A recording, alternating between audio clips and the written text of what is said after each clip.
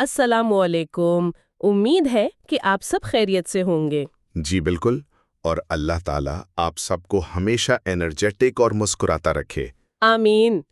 تو آج ہم قلندر بابا اولیاء رحمۃ اللہ علیہ کی مشہور کتاب لا و کلام کے پیجز 268 سے 275 تک تفصیلی ڈسکشن کریں گے، اور یہ آج اس بک کی لاسٹ ایپیسوڈ ہے۔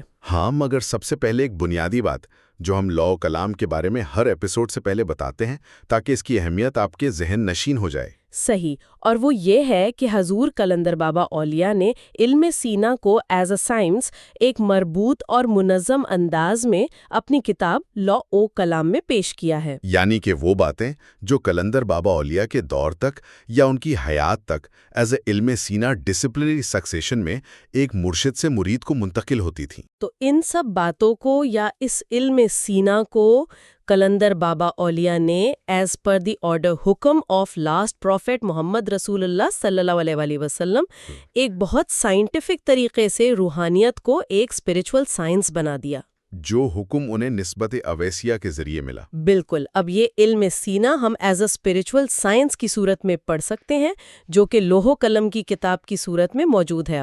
اب جس کا دل کرے تو وہ اس کو پڑھے، اس کو آزمائے، ٹیسٹ کرے اور اپنی صلاحیتوں کو ڈیولپ کرے، اور اللہ نے جس مقصد کے لیے اسے کریٹ یا تخلیق کیا اس مقصد کو اچیو کر لے۔ صحیح بات ہے۔ اور ساتھ میں یہ بھی نوٹ کروا دیں آپ سب کو کہ جو ابھی اس پوڈ کاسٹ کو سننے بیٹھے ہیں، شاید ان کو ذرا ڈیفیکلٹ لگے، تو نیو آنے والوں اس لوح و قلم کے پوڈ کاسٹ کو شروع سے سنیں by reaching its playlist. اچھا، ڈسکشن شروع کرنے سے پہلے ہم صرف ان ٹاپکس کے نام بتائیں گے جو آج کے سیشن میں کور ہوں گے۔ جی، تو آج کے ٹاپکس ہیں سیاہ نقطہ اور مکان کی تخلیق، ادراک کے دو انداز، وقت اور ہیروشیما کی مثال، اور آخر میں اطلاع، روشنی اور ستاروں کا سفر۔ تو چلیے اس ساری بات کی تہہ کھولتے ہیں۔ عام طور پر ہم یہ سوچتے ہیں نا کہ وقت ایک سیدھی لکیر ہے، ہم کائنات کو بے پناہ فاصلوں کا ایک مجموعہ سمجھتے ہیں، لیکن کیا واقعی ایسا ہے؟ آج کا مطالعہ اس حوالے سے ہماری سوچ کو پوری طرح بدلنے والا ہے۔ ایگزیکٹلی، کیونکہ آج ہم یہ سیکھیں گے کہ جسے ہم کائنات سمجھتے ہیں وہ دراصل محض ایک سیاہ نقطے کی، یعنی ایک بلیک پوائنٹ کی حرکت اور ہمارے ادراک کا ایک عجیب و غریب کھیل ہے۔ بلیک پوائنٹ یعنی سیاہ نقطہ؟ اچھا، اس کو سمجھنے کے لیے کتاب میں بڑی ایک دلچسپ اور سادہ سی مثال دی گئی ہے۔ ہاں، وہ قلم اور کاغذ والی مثال۔ جی بالکل۔ جب ہم کاغذ پر قلم رکھتے ہیں تو سب سے پہلے ایک نقطہ بنتا ہے، پھر جب قلم حرکت کرتا ہے تو وہ نقطوں کی تکرار مل کر حروف بناتی ہے، حروف سے الفاظ بنتے ہیں، پھر جملے، اور آخر کار ایک پوری کتاب وجود میں آ جاتی ہے۔ صحیح۔ اس مثال کی گہرائی میں جائیں تو سمجھ آتا ہے کہ یہ سیاہ نقطہ، جسے تصوف میں تجلی بھی کہتے ہیں، جب یہ چھلانگ لگاتا ہے تو اس سے خلا یعنی مکان پیدا ہوتا ہے، یعنی وہ سپیس جسے ہم دیکھتے ہیں۔ ہاں، اور یہاں جو سب سے حیران کن بات ہے وہ یہ ہے کہ اگر ہم ایک سیکنڈ کو سنگ در سنگ یعنی خراب حصوں میں تقسیم کریں تو ہر چھوٹا حصہ بھی ایک مکمل سپیس ہے، جسے حیز کہا جاتا ہے۔ حیز؟ تو اس کا مطلب یہ ہوا کہ ایک دن، ایک رات، کوئی پھول، پانی کا قطرہ یا کائنات کا بڑے سے بڑا کرہ، یہ سب محض ایک سپیس ہے، ایک خلا ہے جو اس نقطے کی حرکت سے بن رہی ہیں۔ یہ بات دماغ کو واقعی سوچنے پر مجبور کر دیتی ہے۔ اگر سب کچھ محض ایک نقطہ ہے تو ہم اتنی بڑی کائنات کو کیسے محسوس کرتے ہیں؟ یہ آسمان، زمین، اتنے فاصلے ہمیں کیوں لگتے ہیں؟ یہ سب ہمارے ادراک یا پرسیپشن کے دو اہم انداز کا نتیجہ ہے۔ ایک ہے پہنائی یا ایکسپینس، اور دوسرا ہے گہرائی یعنی ڈیپتھ۔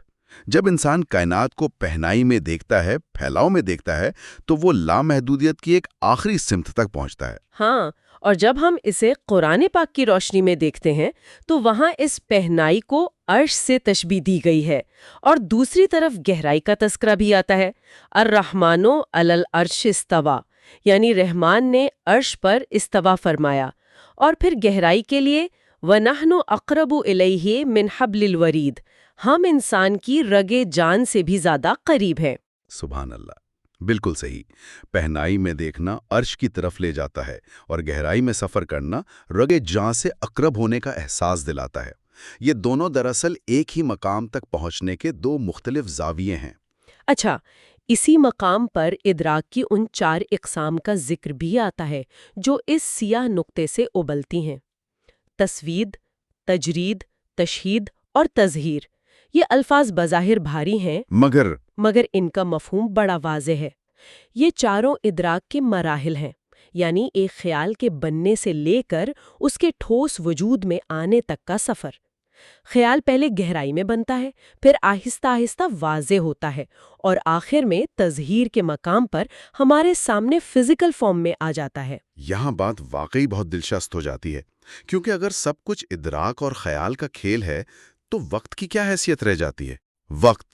وقت تو دراصل کوئی ٹھوس چیز ہے ہی نہیں، اور اس کے لیے کتاب میں ہیروشیما اور ناگاساکی کی جو ہولناک مثال دی گئی ہے وہ وقت کے اس پراسرار پہلو کو بہت اچھی طرح واضح کرتی ہے. ہاں، وہ پہاڑیوں والی مثال. ماہرین ارضیات کے مطابق ان پہاڑیوں کو بننے میں خربوں سال لگے تھے، لیکن ایٹم بم گرنے کے بعد 1 سیکنڈ کے اندر فنا ہو گئی. 1 سیکنڈ، یعنی 1 سیکنڈ کی فنا نے خربوں سال کی بقا کو اپنے اندر سمیٹ لیا. اس کا تو یہ مطلب ہوا کہ وقت کی لمبائی اور چوڑائی ہمارے ذہن کی بنائی ہوئی چیز ہے. ایگزیکٹلی. وقت کوئی سالڈ اینٹی نہیں ہے. یہی وجہ ہے کہ تصوف میں شب قدر کا حوالہ دیا جاتا ہے، جب انسان کا ادراک عام شعور سے 70,000 گنا زیادہ تیز ہو جاتا ہے. 70,000 گنا زیادہ؟ جی. اور اس حالت کو تصوف میں فتح کہتے ہیں. اس مقام پر انسان ازل سے آبد تک کے معاملات اور لاشمار کہکشانی نظاموں کو بنتے اور فنا ہوتے اپنی بیداری کی حالت میں دیکھتا ہے. ماشاءاللہ. یعنی جو وقت ہمیں صدیوں پر محیط لگتا ہے وہ تیز ادراک والے کے لیے صرف ایک لمحہ ہے. تو اس سب کا اصل مطلب کیا ہے ہماری عام زندگی میں؟ اصل مطلب سمجھنے کے لیے ایک روزمرہ کی مثال لیتے ہیں. زید نے اخبار پڑھا. اب اس میں اخبار ہے اور پڑھنے والا زید ہے، مگر غور کریں تو یہ سب محض ذہن کو ملنے والی اطلاعات یعنی انفارمیشن ہے. تو کائنات دراصل اسی ذہن نامی کی ایجنسی کا دوسرا نام ہے؟ بالکل. یہ سب اطلاعات ہیں جو کائنات کی شکل میں ہمارے سامنے آتی ہیں، اور ان اطلاعات کو لانے والی چیز روشنی ہے. کن فیکون کا جو حکم تھا وہ بھی ایک روشنی تھی، ایک اطلاع تھی. جیسے ہم رات کو آسمان پر ستاروں کو دیکھتے ہیں. ہاں، ستاروں کی مثال اس کانسیپٹ کو پرفیکٹلی ایکسپلین کرتی ہے. جو ستارہ ہم سے 1 کروڑ نوری سال دور ہے، ہم آج اس کی جو روشنی دیکھ رہے ہیں وہ اصل میں 1 کروڑ سال پرانی حالت ہے. یعنی جو ہم آج دیکھ رہے ہیں وہ دراصل 1 کروڑ سال پہلے کا ماضی ہے.